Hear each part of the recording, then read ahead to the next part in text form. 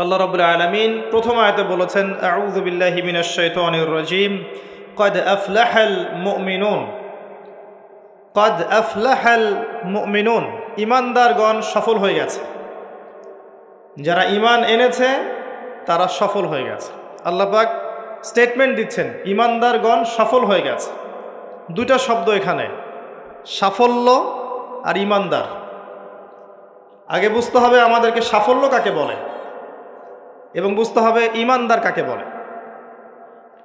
সাফল্যের সংজ্ঞা কি? আমরা সাধারণত মনে করি যে দুনিয়াতে যার অনেক বড় জমি জমা আছে, বাড়ি গাড়ি আছে, টাকা পয়সা আছে, ব্যাংক ব্যালেন্স আছে, সোসাইটিতে ক্ষমতা আছে, স্ট্যাটাস আছে, এরাই হচ্ছে সফল, তাই না? আমরা সাধারণত এটা মনে করি এবং আমাদের জেনারেশনকে তো শেখানো হয়েছে সাফল্যের সংজ্ঞা হচ্ছে কিভাবে এই দুনিয়াতে আপনি ভালো থাকবেন। একটা চাকরি, একটা ব্যবসা, একটা সুন্দরী নারী, স্ত্রী, একটা বাড়ি, একটা মার্সিডিস, জমি জমা, পলিটিক্যাল পাওয়ার, এগুলো হচ্ছে সাফল্যের মানদণ্ড আমাদের কাছে।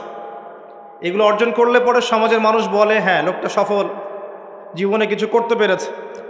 এগুলো যার অর্জন করতে ব্যর্থ হয় সে যত ভালো মানুষই হোক না কেন মানুষ মনে করে ব্যর্থ। সারা জীবন পানের দোকান করলাম, কি করলাম? সারা জীবন সবজি বিক্রি করলাম, সারা জীবন ছোট্ট একটা ব্যবসা করে খাইলাম, ছোট্ট চাকরি করলাম, জীবনটাই যেন বৃথা। মানুষের দর্শন, চিন্তা দর্শন এখন এমন। আল্লাহ পাক এটা কোরআনে বলেছেন বাল তুসিরুনাল হায়াতাদ দুনিয়া ওয়াল আখিরাতু খায়রু ওয়া আবকা, বরং তোমরা দুনিয়ার জীবনকেই প্রাধান্য দিয়ে থাকো, প্রকৃতপক্ষে পরকাল উত্তম এবং চিরস্থায়ী। সূরা আলী ইমরানে আল্লাহ পাক বলেছেন 185 নম্বর আয়াতে কুল্লু নাফসিন যায়িকাতুল মাউত, প্রত্যেকটা নফস মৃত্যুর স্বাদ গ্রহণ করবে। আর কিয়ামতের দিন তোমাদেরকে পূর্ণ মাত্রায় প্রতিদান দেয়া হবে। সেদিন ফামান যুহজিহা আনিন নার ওয়া উদখিলাল জান্নাতা ফাকাদ ফাজ, কিয়ামতের মাঠে যাকে পুলসিরাত পার করানো হবে, জাহান্নাম থেকে বাঁচানো হবে, জান্নাতে প্রবেশ করানো হবে, একমাত্র সে ব্যক্তি সফল, আর কেউ সফল নয়। ওয়ামাল হায়াতুদ দুনিয়া ইল্লা মাতাউল গুরুর, দুনিয়ার জীবন ধোঁকা প্রতারণা ছাড়া কিচ্ছু নয়। মরিচিকা দেখেছেন? মরিচিকা রোদের মধ্যে দেখা যায়, এটা দুনিয়ার জীবন।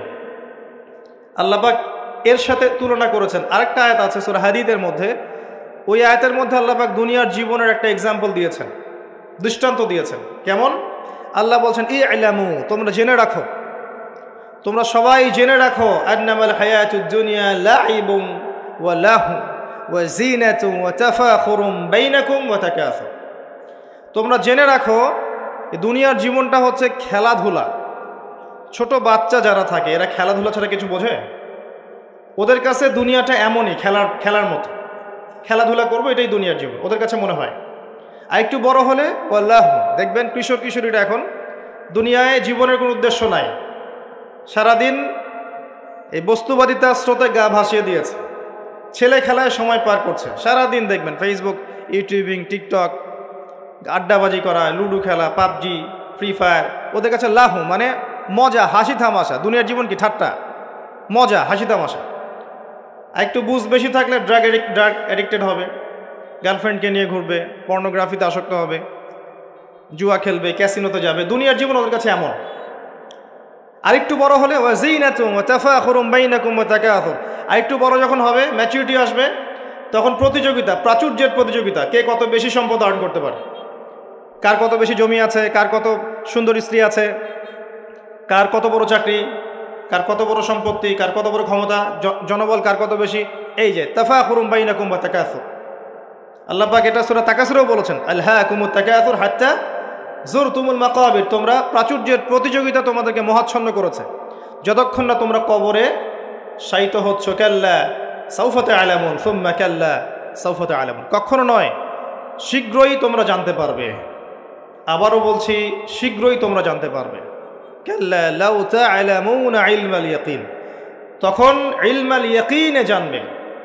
একটা জিনিস পড়ে জানার নাম ইলমাল ইয়াকিন নয়, অনুধাবন করবেন যখন, তখন আপনার কাছে ইলমাল ইয়াকিন হবে। যেমন আপনাকে যদি বলি যে গোলাপ ফুলের গন্ধ আর রজনীগন্ধার গন্ধের মধ্যে পার্থক্য লিখে বলেন, লিখিত আকারে পার্থক্য বলেন বা ভাষায় প্রকাশ করেন, পারবেন?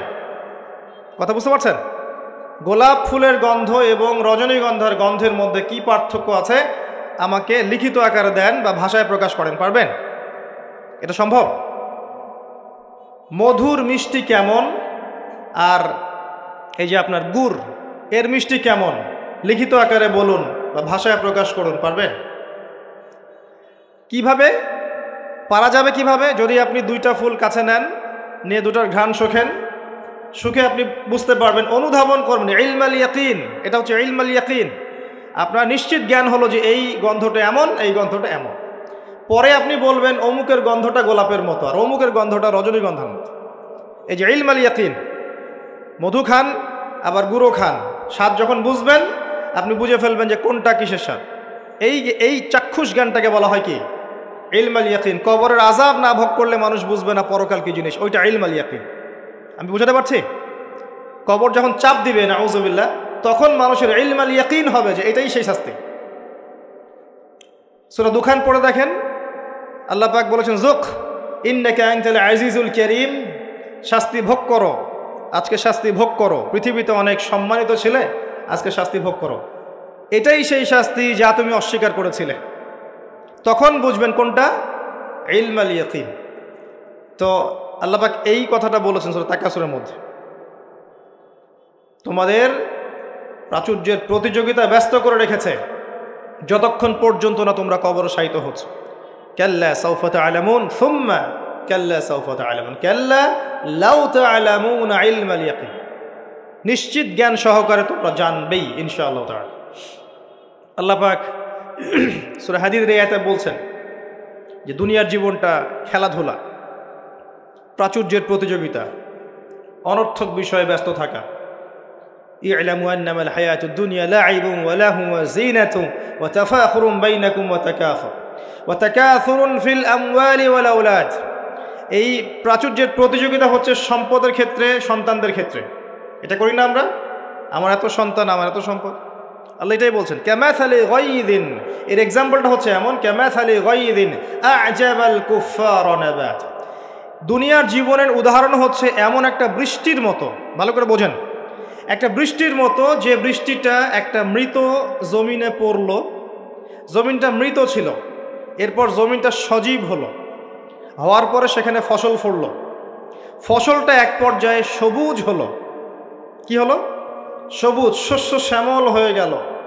এরপরে এই ফসলটা হলুদ বর্ণ ধারণ করল। হলুদ বর্ণ ধারণ করে না শেষে? এরপর চাষি এটাকে কেটে ফেলল।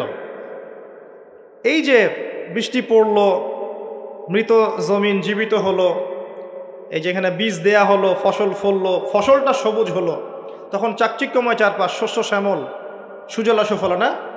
খুব ভালো লাগছে। এরপরে আবার দেখবেন ওইটা পিত বর্ণ ধারণ করবে, হলুদ হয়ে যাবে, চাষি ওটাকে কেটে ফেলবে। সুম্মা ইয়াকুনু ফাতারাহু মুসফাররান সুম্মা ইয়াকুনু হুতামা। এরপর এই যে ফসলটা কেটে ফেললেন, এটার খড়কুটা পড়ে থাকলো না, এটা দিয়ে আপনি জাল দিবেন, আগুন জ্বালাবেন, তাই না? রান্নার কাজে ব্যবহার করবেন। এই হলো দুনিয়ার জীবন। ওয়াফিল আখিরাতি আযাবুন শাদীদ, আর পরকালের জীবনে স্থায়ী, এখানে আছে কঠিন শাস্তি, অথবা ওয়া মাগফিরাতু মিনাল্লাহি ওয়া রিদওয়ান, অথবা থাকবে আল্লাহর মাগফিরাত মানে ক্ষমা এবং সন্তুষ্টি। ওই দুনিয়ার ওই ছোট্ট জীবনটাকে যারা আল্লাহর বিধান অনুযায়ী চালাতে পারবে, পরকালে ওদের শাস্তির কোনো ভয় নেই। লা খাউফুন আলাইহিম ওয়া লা হুম ইয়াহজানুন। এই জীবনটায় যারা তাকাসুর, ভোগবিলাস, লাহু, এগুলোতে ব্যস্ত থাকবে, এদের পরকাল হবে আযাবুন শাদীদ, কঠিন শাস্তির। ওয়া মাল হায়াতুদ দুনিয়া ইল্লা মাতাউল গুরুর। এই হলো সূরা হাদীদের আয়াত। দুনিয়ার জীবন প্রতারণা ছাড়া কিচ্ছু নয়। অতএব তোমাদের করণীয় কি? তার পরের আয়াতে বলা আছে ওয়াসাবিকু ইলা মাগফিরাতিম মির রাব্বিকুম ওয়া জান্নাহ। অতএব তোমরা দুনিয়ার জীবনকে প্রাধান্য না দিয়ে পরকালের দিকে ফোকাস করো, তোমার রবের পথের দিকে ফোকাস করো। ছুটে চলো, তোমরা ছুটে চলো সেই জান্নাতের দিকে যার প্রশস্ততা আসমান এবং জমিনের সমান। ওয়াসাবিকু ইলা মাগফিরাতিম মির রাব্বিকুম ওয়া জান্নাহ আরদুহা কাআরদিস সামাই ওয়াল আরদ উইদ্দাত লিল্লাযিনা আমানু বিল্লাহি ওয়া রাসূলিহি। এটা প্রস্তুত করা হয়েছে কাদের জন্যে? যারা ঈমান এনেছে এবং তদনুযায়ী কি করেছে? আমল করেছে। আল্লাহর প্রতি ঈমান এনেছে রাসূলগণের প্রতি ঈমান এনেছে, তদনুযায়ী আমল করেছে, এই মুমিনদের জন্য জান্নাত প্রস্তুত করা আছে। আল্লাহ পাক এই সূরায় বলছেন কদ আফলাহাল মুমিনুন। কথা বুঝতে পারছেন এবার? সফল কারা হয়েছে? এই মুমিনরা। আর আফলাহার সংজ্ঞা আল্লাহ পাক দিয়ে দিলেন ফামান যুহজিহা আনিন নার ওয়া উদখিলাল জান্নাহ ফাকাদ ফাজ। পরকালে যে জান্নাতে যাবে, জাহান্নাম থেকে বাঁচবে, একমাত্র সেই ব্যক্তি সফল, আর কেউ সফল নয়। এখন কদ আফলাহাল মুমিনুন আয়াতের মধ্যে সাফল্যের সংজ্ঞা আপনি শিখে ফেললেন। দুনিয়ার জীবনের সাফল্য চিরস্থায়ী নয়, পরকালের সাফল্য চিরস্থায়ী।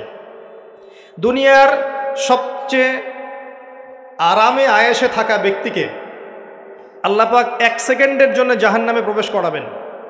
হাদিস এসেছে দুনিয়াতে আল্লাহ পাক যাকে সবচেয়ে বেশি নিয়ামত দিয়েছেন, one kind of Bill Gates. কথা বুঝতে পারছেন? ইমানদার ছিল না, কাফের ছিল, প্রচুর ধন সম্পদ আল্লাহ পাক দিয়েছেন। আল্লাহ পাক তাকে 1 মুহূর্তের জন্য জাহান্নামে ঢোকাবেন কিয়ামতের মাঠে, ঢুকিয়ে বের করবেন। বের করে বলবেন দুনিয়াতে সুখে ছিলে? দুনিয়াতে কি সুখে ছিলে তুমি? তখন সেই ব্যক্তি বলবে সুখ কি জিনিস আমি জানি না, সুখ শান্তি কি জিনিস আমি জানি না। 1 সেকেন্ডে। এরপরে পৃথিবীতে সবচেয়ে কষ্টে যে ব্যক্তি ছিল, ধরে নেন আজকে সিরিয়ার মাজলুমদের মতো কেউ, বা প্যালেস্টাইনের মাজলুমদের মতো কেউ, বা আপনাদের এখানেও অনেক মাজলুম আছেন, পৃথিবীর বিভিন্ন জায়গায় এখন মাজলুমদের সংখ্যাই বেশি। যাই হোক, তাকে ঢোকানো হবে জান্নাতে 1 সেকেন্ডের জন্য, 1 মুহূর্তের জন্য, ঢুকিয়ে আবার বের করা।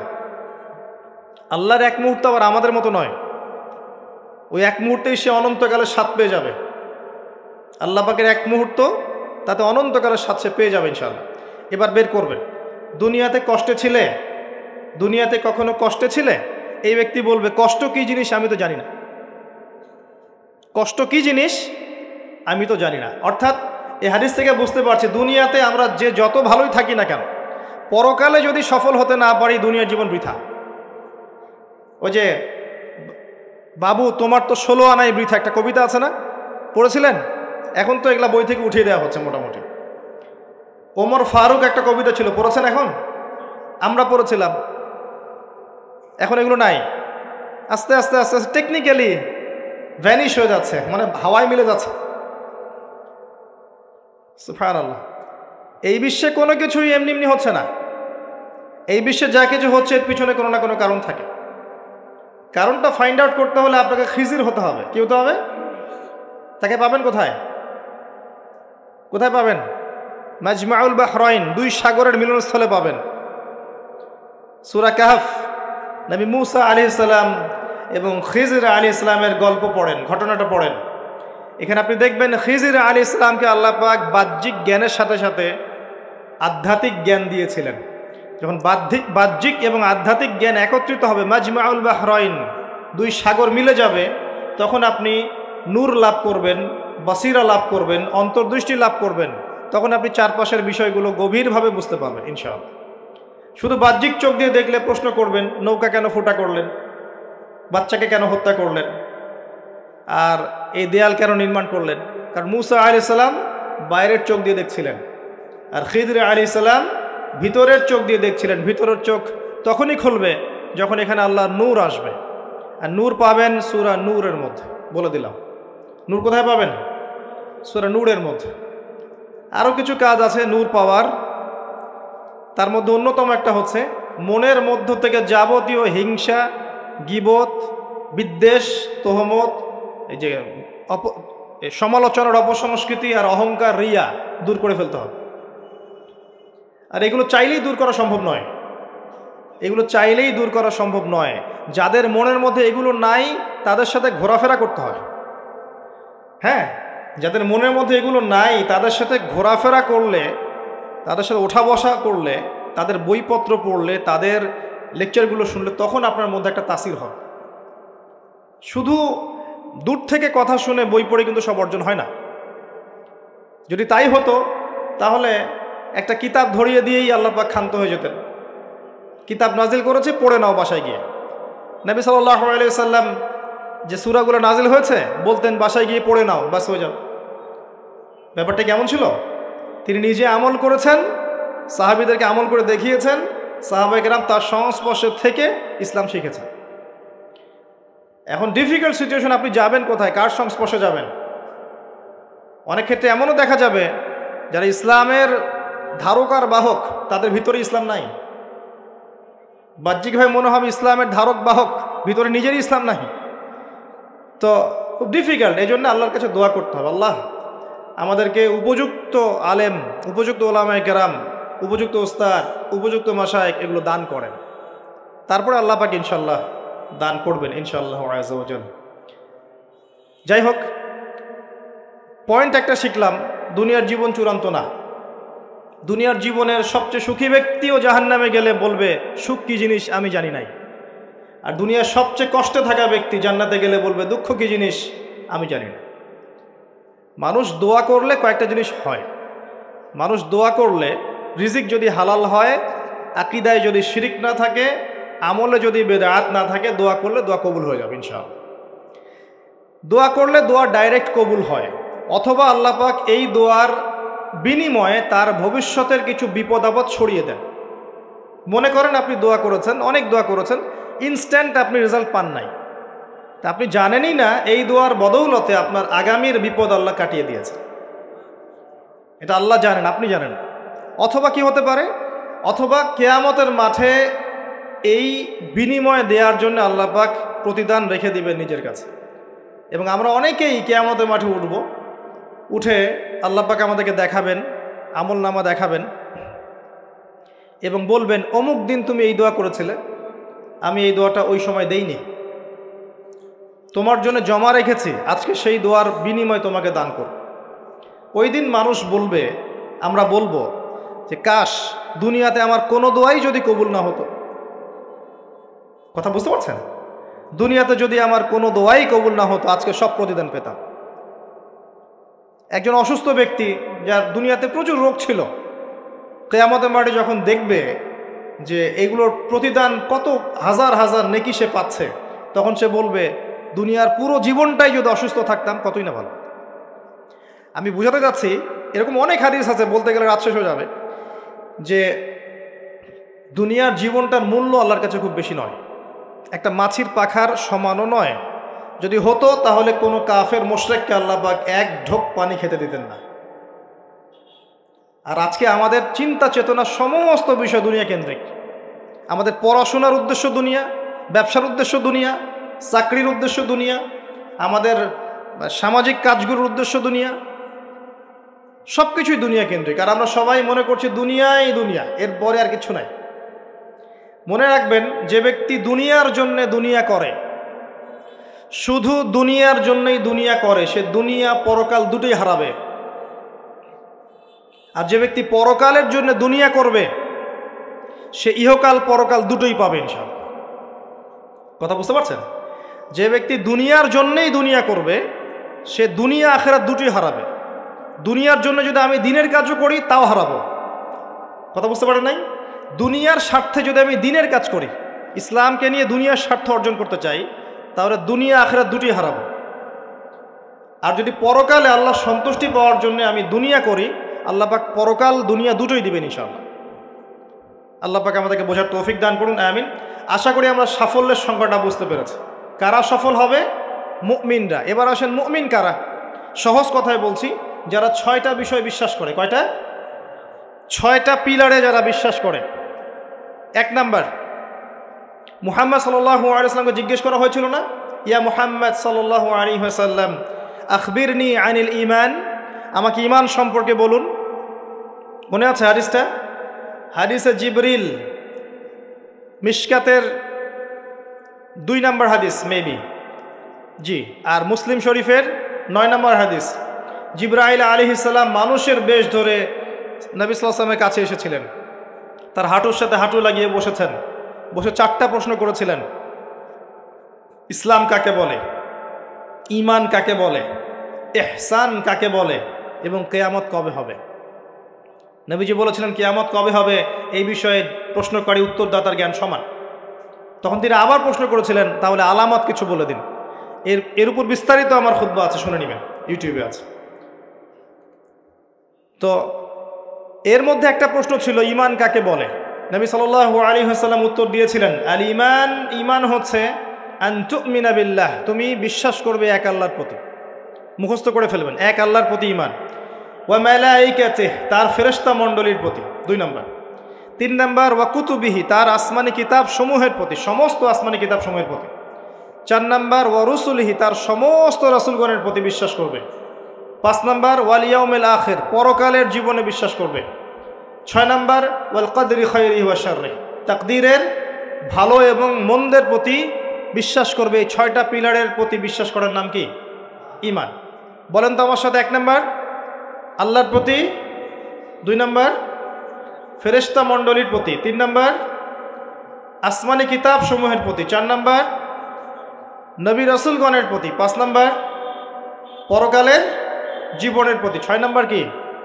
ভাগ্যের ভালো মন্দের প্রতি। এখন মজার ব্যাপার হচ্ছে এই 6টার কোনোটাই চোখে দেখা যায় না। কথা বুঝতে পারছেন? এই 6টার কোনোটাই আপনি চোখে দেখতে পারবেন না।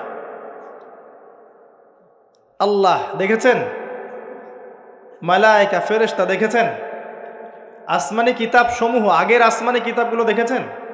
আমি তো বারবার একটা কথা বলি লেকচারে, যে অনেক মুসলিম তো কোরআনও দেখেনি। এমন মুসলিম নাই?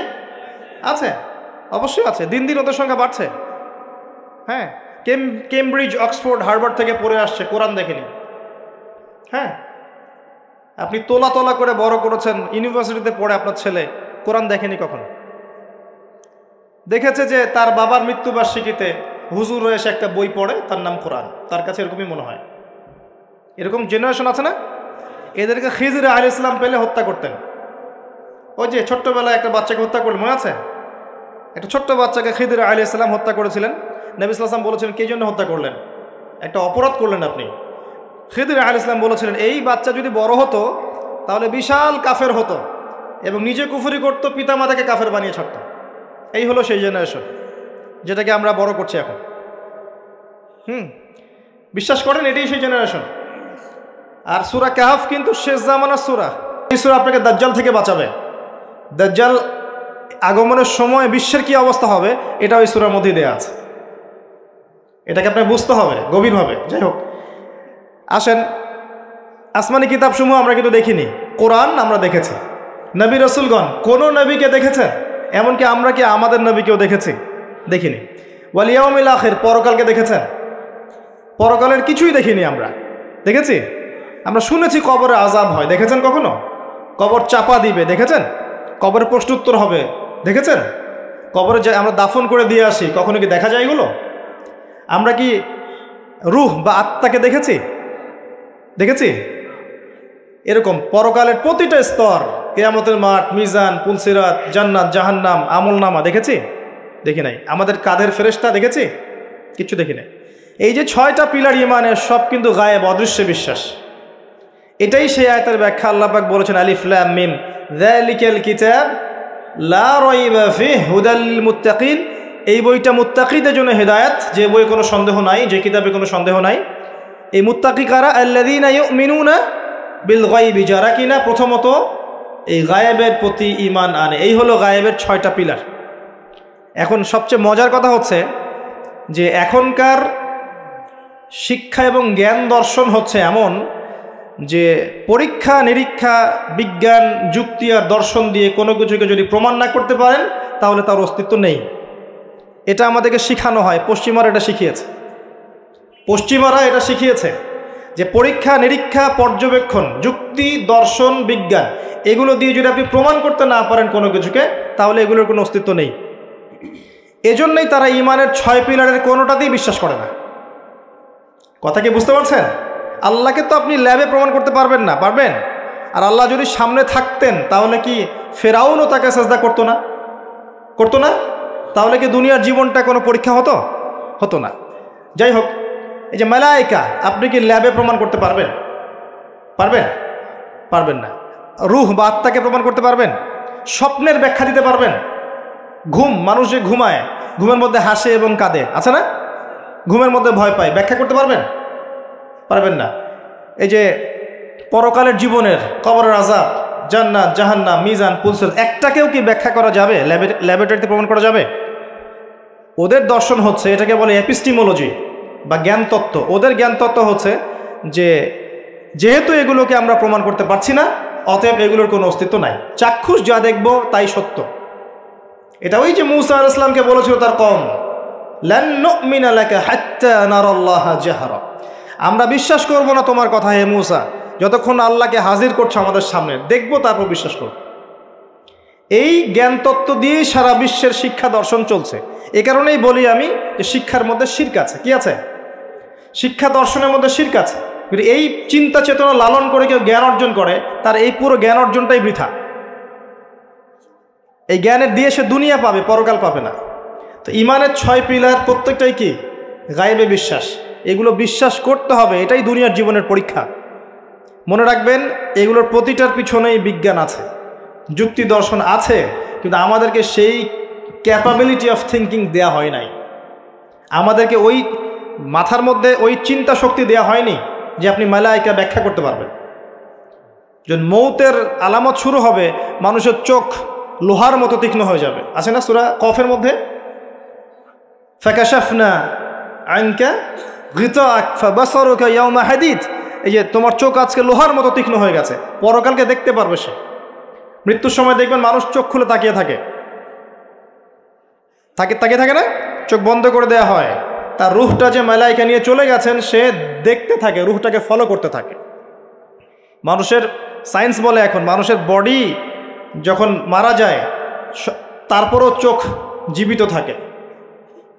চোখের মধ্যে চোখ সবচেয়ে শেষে নষ্ট হয়।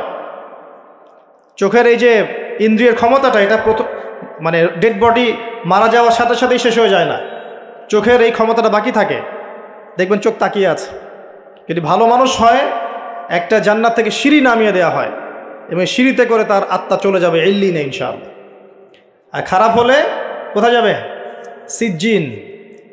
এটা বারজাখের জীবন, এখানে আযাব দেয়া হচ্ছে। মেরাজের রাতে নবী সাল্লাল্লাহু আলাইহি ওয়াসাল্লাম দেখে আসছেন না? সুদখোরের শাস্তি রক্তের নদীতে ফেলে মাথা ফাটিয়ে দেওয়া হচ্ছে। জেনাকারের শাস্তি, সামনে ভালো গোশত আছে, এদিকে খারাপ গোশত আছে, পচা গোশত খাচ্ছে। গীবত করে শাস্তি দেখেছেন।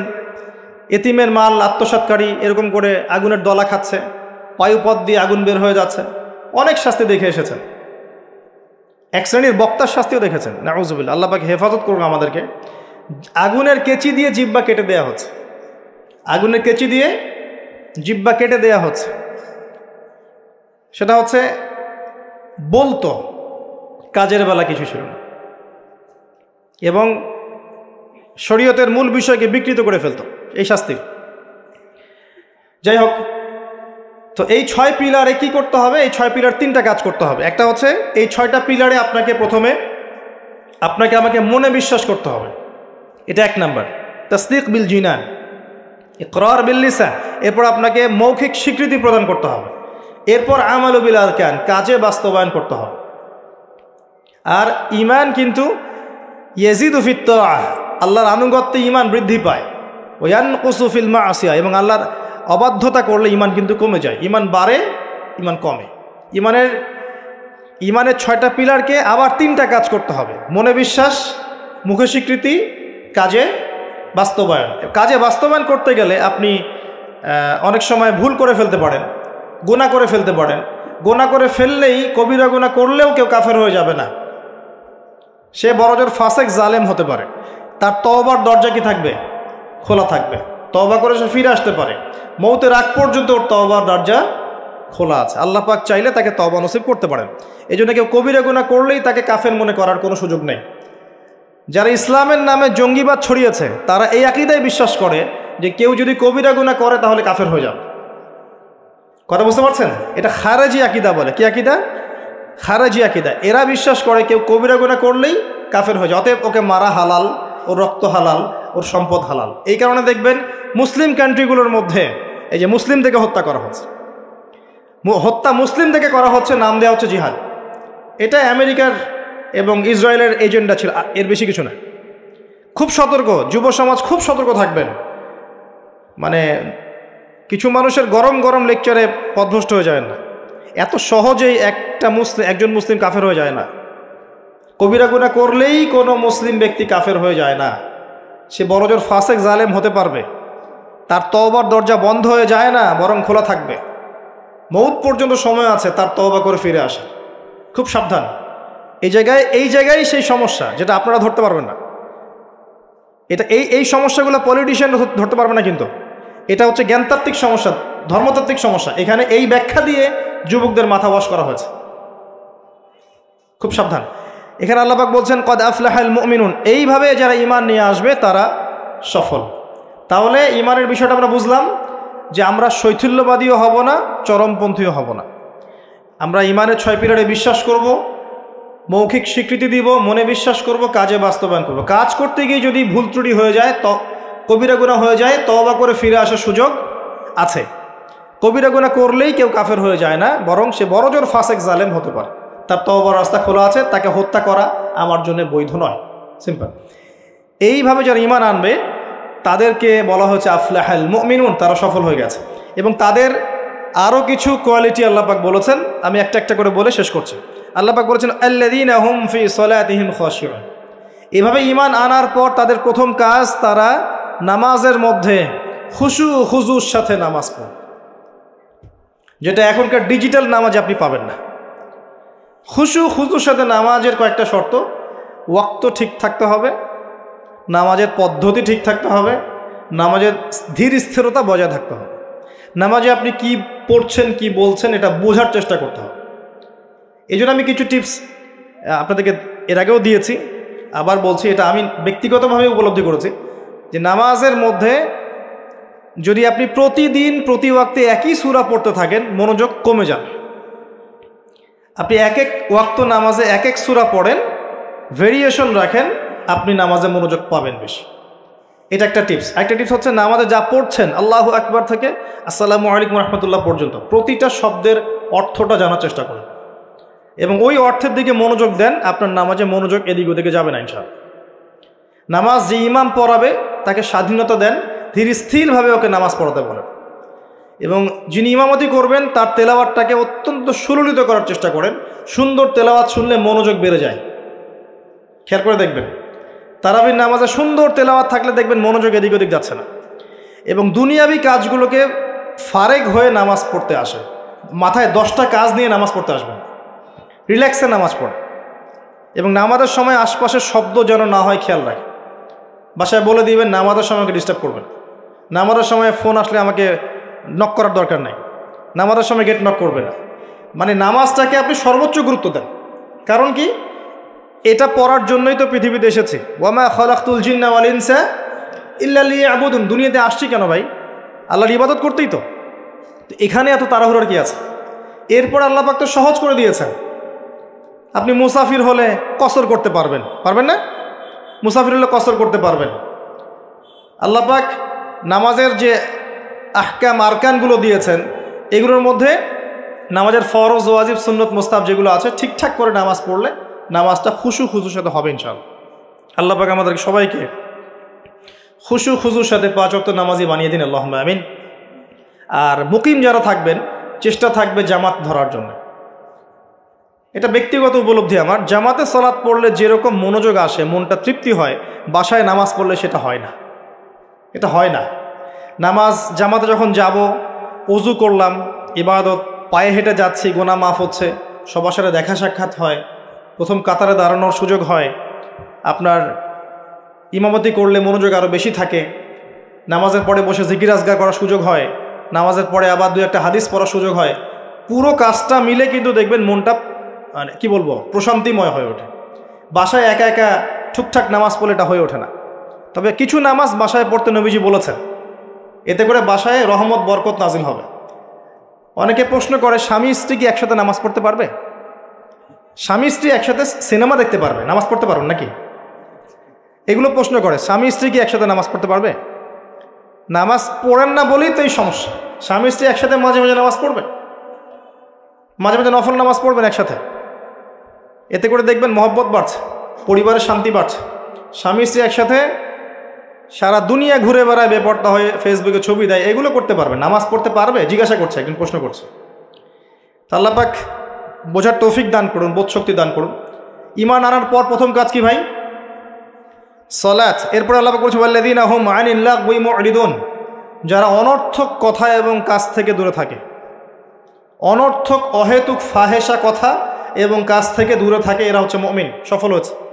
খেয়াল করে দেখবেন আমাদের জীবনের বেশিরভাগ কথা এখন অনর্থক হচ্ছে, অহেতুক, অহেতুক গীবত, অহেতুক তহমত, অহেতুক সমালোচনা। 3-4 জন একসাথে বসলেই গীবত। যে ব্যক্তি কিছু বোঝেই না সে পলিটিক্স নিয়ে কথা বলা শুরু করলো, ইকোনমিক্স নিয়ে কথা বলা শুরু করলো, দেশ নিয়ে, রাষ্ট্র নিয়ে, কত বুদ্ধি তার, মাশাআল্লাহ। অথচ সে এসবের ধারই ধারে, জ্ঞানের কোনো ধারই ধারে না, এই জ্ঞান তার মধ্যে নাই। এমন কেউ নাই যে সব বিষয় নিয়ে কথা বলার চেষ্টা করে না। সবাইকে সব বিষয়ে কথা বলতে হবে না তো, যে বিষয়ে দক্ষ সে সেই বিষয়ে কথা বলবে। তো আমরা কিন্তু কথা খুব বেশি বলি, অহেতুক কথাবার্তা, অহেতুক কাজ। দেখবেন অহেতুক কাজে আমাদের যুব সমাজ সময় নষ্ট করছে। ঘুম থেকে ওটা থেকে শুরু করে দেখেন, অহেতুক আড্ডা মারবে, অহেতুক বাইক নিয়ে ঘুরছে মেয়ের পিছনে, অহেতুক বান্ধবীর পিছনে ঘোরা, দেখবেন অহেতুক আড্ডা মারা, কফি শপে বসে থাকা, অনলাইনে সারাদিন অনলাইনে স্ক্রল করতে থাকা, অহেতুক দেখবেন বসে বসে গেমস খেলছে, যে গেমসের কোনো মূল্যই নাই, সময় নষ্ট করছে নিছক মনোরঞ্জনের জন্য। এরকম প্রচুর কাজ, মেয়েদেরকেও দেখেন সেম কাজ করছে, সারাদিন দেখবেন ওই সাজুগুজু নিয়ে পড়ে আছে, অহেতুক সিরিয়াল দেখছে বসে বসে, ঘন্টার পর ঘন্টা চলে যাচ্ছে, রিমোট নেওয়াই যায় না হাত থেকে। সারাদিনের সব কাজ আগে শেষ করে সন্ধ্যার সময় বসতেই হবে, সন্ধ্যা থেকে রাত 10টা সিরিয়াল দেখে শেষ করবে। তারপর বাঘের মুখ থেকে খাবার কেড়ে নিয়ে আসতে পারবেন, কিন্তু আপনার স্ত্রীর হাত থেকে রিমোট নিতে পারবেন না। মানে সবই অহেতুক। খেয়াল করে দেখবেন প্রচুর কাজ আমরা করি, নিছক অহেতুক কথার কাজ। আল্লাহ পাক বলেছেন মুমিনদের সবচেয়ে বড় বৈশিষ্ট্য হচ্ছে তারা অহেতুক কথা এবং কাজ এড়িয়ে চলবে। কথা বললে দিনের কথা বলবে, আল্লাহর কথা বলবে, রাসূলের কথা বলবে, যে কথায় কোনো উপকার আছে এমন কথা বলবে, যে কথায় নিজের বা নিজের পরিবারের, নিজের দেশের, নিজের জাতির, নিজের উম্মার উপকার হয়, দিনের খেদমত হয়, এমন কোনো কথা বলবে বা কাজ করবে। আর যদি কোনো জায়গায় বসে দেখেন অহেতুক কথা কাজ হয়ে গেছে, সেক্ষেত্রে ওঠার আগে অবশ্যই এই দোয়াটা পড়বেন, সুবহানাকা আল্লাহুম্মা বিহামদিকা আশহাদু আল্লা ইলাহা ইল্লা আনতা আস্তাগফিরুকা ওয়া আতুবু ইলাইক। আশা করা যায় ওই বৈঠকে আপনি যে অহেতুক কথাগুলো বলেছেন এটা মাফ হয়ে যাবে ইনশাআল্লাহ। তো আল্লাহ পাক আমাদের সবাইকে অনর্থক কথা এবং কাজ থেকে বেঁচে থাকার তৌফিক এনায়েত করুন, আমিন। এরপর আল্লাহ পাক বলেছেন ওয়াল্লাযীনা হুম লিযাকাতি ফাঈলুন, যারা যাকাত আদায় করে। এখানে যাকাতের 2টা অর্থ, একটা হচ্ছে মালের যাকাত প্রদান করা, নিসাব পরিমাণ সম্পত্তি থাকলে 2.5% যাকাত দিবেন। যাকাত দেন তো? শুধু যাকাতটা যদি আমরা কালেক্ট করতে পারতাম আমাদের সমাজে দারিদ্রতা বলে কিছু থাকতো না। শুধু যাকাতটা যদি আমরা সংগ্রহ করতে পারতাম সবাই, আর আমরা যদি দিতাম। আমরা অনেকে নামাজ পড়ি, যাকাত দেই না।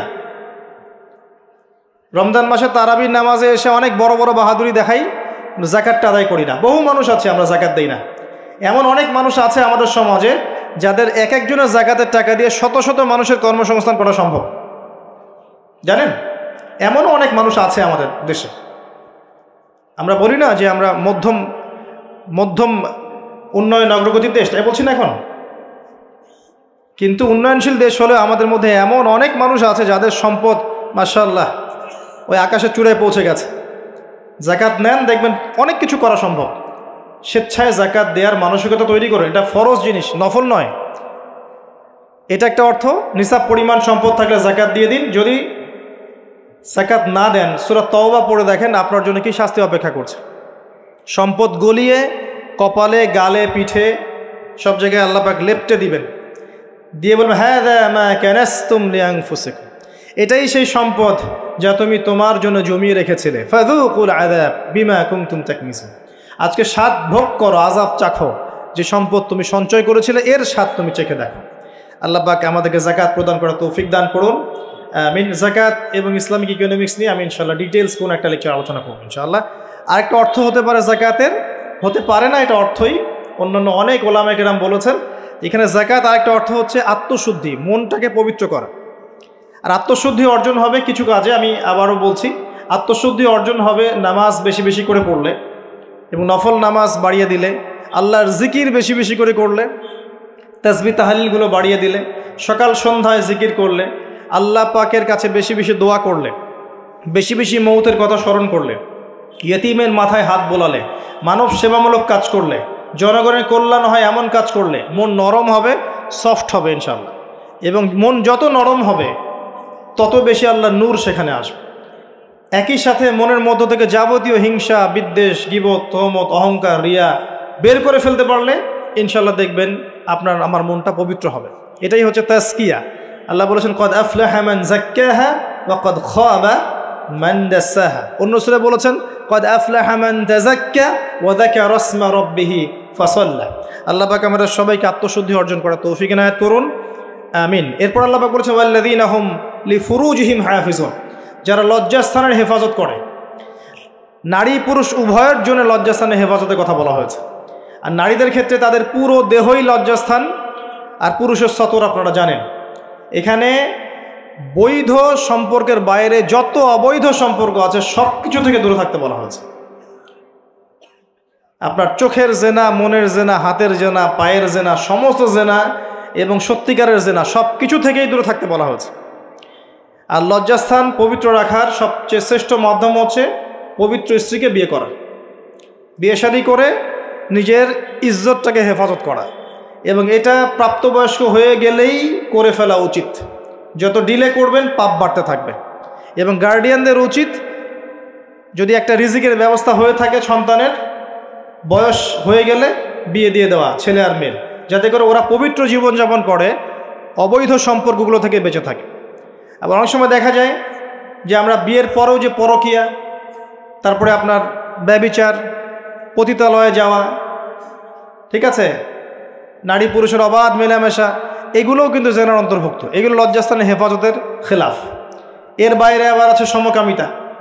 একটা পর্যায়ে গিয়ে দেখা যায় যে ছেলে ছেলের সাথে নাউজুবিল্লাহ সম্পর্ক স্থাপন করে, মেয়ে মেয়ের সাথে নাউজুবিল্লাহ সম্পর্ক স্থাপন করে। এরা হচ্ছে কওমে লুত আলাইহিস সালামের কওম। এদের শাস্তি আল্লাহ পাক দিয়েছেন এভাবে এবং আগামীতেও দিবেন ইনশাআল্লাহ। সেটা হলো আল্লাহ পাক এদেরকে আসমানে উঠিয়েছিলেন, উঠিয়ে পাথর বর্ষণ করে আবার মাটিতে দাবিয়ে দিয়েছেন। এটা কওমে লুতের শাস্তি ছিল। তো এই উম্মতের মধ্যে যদি কেউ এই কাজটা করে, তার জন্য শরীয়তের শাস্তি হচ্ছে মৃত্যুদণ্ড। শরীয়তের শাস্তি হচ্ছে মৃত্যুদণ্ড। কেউ যদি কাজ করে থাকে তাহলে শরীয়ত সম্মতভাবে তার মৃত্যুদণ্ড ঠেকানোর কোনো রাস্তা নাই। আমি বুঝাতে পারছি না, এখানে শরীয়তের আইন নাই। এখনকার বিশ্বে সব জায়গায় শরীয়তের আইন নাই। শরীয়তের আইন হচ্ছে তাকে মৃত্যুদণ্ড দিতে হবে। সে যে এখন বেঁচে আছে এটা আল্লাহ পাকের দয়ায় বেঁচে আছে। সে যদি তওবা করে, একজন ব্যক্তি যদি বিবাহিত হয় এবং জেনা করে নাউজুবিল্লাহ, অথবা একজন ব্যক্তি যদি সমকামিতায় লিপ্ত হয় নাউজুবিল্লাহ, অথবা একজন ব্যক্তি যদি কোনো পশু পাখির বা প্রাণীর সাথে মানে সেক্সুয়াল সম্পর্কে লিপ্ত হয় নাউজুবিল্লাহ, এই কাজগুলো করার পর তার পৃথিবীতে বেঁচে থাকার অধিকার সে হারিয়ে ফেলে। সে যদি তওবা করে আল্লাহ হয়তো তার তওবা কবুল করতে পারেন, কিন্তু বেঁচে থাকার অধিকার হারিয়ে গেছে। আমি মানে বুঝাতে পারছি না। একজন মহিলা সাহাবী ভুলবশত এই কাজ করে ফেলেছেন। কথা বুঝতে পারছেন? নবীর কাছে এসেছেন, কোন কাজ করেছেন? বিবাহিত হওয়ার পরেও ব্যভিচার করেছেন। সমকামিতা নয়, কিন্তু বিবাহিত হওয়ার পরেও ব্যভিচার করেছেন। আর সমকামিতা এর চেয়ে তো ডেঞ্জারাস। তো এই মহিলাকে নবী সাল্লাল্লাহু আলাইহি ওয়াসাল্লাম বলছেন বাসায় যাও, তওবা করো। সেই মহিলা বারবার জোর করছে, ইয়া রাসূলুল্লাহ আমাকে পবিত্র করেন, আমাকে পবিত্র করেন। নবী সাল্লাল্লাহু আলাইহি ওয়াসাল্লাম যখন জানতে পারলেন যে এই মহিলা সুস্থ, পাগল নয় এবং সে এরকম ব্যভিচার করেছে, তিনি তাকে বললেন যে তোমার গর্ভে সন্তান এসেছে, এই সন্তান জন্মগ্রহণ করবে, তারপরে আমার কাছে এসো, বিচার করে দিব। সেই মহিলা ফিরে গেল। সেই মহিলা ফিরে গিয়ে এই যে বাচ্চা, তার কি বাবার পরিচয় আছে? বাচ্চা লালন বড় করলেন, এরপর বাচ্চা খালাস করলেন, জন্মদান করলেন। জন্মদান করার পরে কোলের বাচ্চাকে নবীর কাছে এসেছেন সাল্লাল্লাহু আলাইহি ওয়াসাল্লাম, এসে বলেছেন ইয়া রাসূলুল্লাহ বাচ্চা এই যে জন্ম হয়ে গেছে, আমাকে পবিত্র করেন। নবীজি বললেন সাল্লাল্লাহু আলাইহি ওয়াসাল্লাম ফিরে যাও, এই বাচ্চা যখন দুধ ছাড়বে তখন আসবে। 2 বছরের মধ্যে এই বাচ্চা দুধ ছেড়ে দিল, শক্ত খাবার খেতে শিখল। এবার সেই মহিলা আবার এসেছে, এসে বলছে ইয়া রাসূলুল্লাহ সাল্লাল্লাহু আলাইহি ওয়াসাল্লাম আমাকে পবিত্র করেন। পবিত্র হওয়ার কি বাসনা, কারণ তারা পরকাল চিনেছেন। দুনিয়াতে আমাকে শাস্তি দেন, রজম করে দেন। নবী করিম সাল্লাল্লাহু আলাইহি ওয়াসাল্লাম দেখলেন বাচ্চার হাতে রুটি আছে, বাচ্চা শক্ত খাবার খেতে পারে। একজন মুসলমানকে বললেন যে তুমি এই বাচ্চার দায়িত্ব নাও। এবার অন্য সাহাবীদেরকে নবীজি বললেন এই মহিলাকে নিয়ে যাও, দূরে নিয়ে যাও, নিয়ে গিয়ে তাকে এই যে কোমর পর্যন্ত মাটিতে পুঁতে ফেলো এবং চারপাশ থেকে তোমরা সবাই রজম করে হত্যা করো। খালিদ বিন ওয়ালিদ রাদিয়াল্লাহু আনহু, বিখ্যাত বীর সাহাবী, তিনিও পাথর একটা ছুঁড়েছিলেন। তার পাথর ছোড়ার পরে মহিলার গায়ে লেগে রক্ত বের হয়ে, ফিনকি দিয়ে রক্ত বের হয়ে তার কাপড় এসে পড়েছে। আর খালিদ বিন ওয়ালিদ রাদিয়াল্লাহু আনহু বলছেন একটা বাজে কথা বলেছিলেন, মুখ দিয়ে একটা বাজে মন্তব্য করে ফেলেছিলেন যে ছি ছি ছি ছি, তোমার রক্ত আমার গায়ে লাগলো। কথা বুঝতে পারছেন না? ছি, তোমার রক্ত আমার গায়ে লাগলো।